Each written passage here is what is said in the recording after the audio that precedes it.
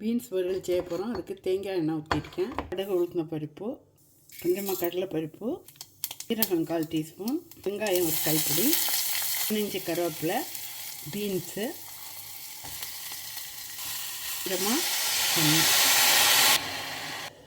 Masala ready பண்ணணும். அதுக்கு peanut எடுத்திருக்கேன், ஒரே ஒரு காஷ்மீரி தேங்காய் 2 டேபிள் ஸ்பூன் எடுத்திருக்கேன். லேசாக வறுத்துட்டு வருவோம். ஆற வச்சு பொடிச்சிட்டு வருவோம். இந்த மாதிரி பொடிச்சிடுறோம். திறந்து பார்ப்போம்.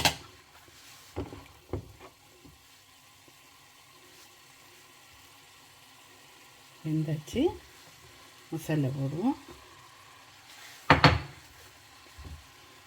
தேவையான உப்பும் போடுவோம். மிக்ஸ்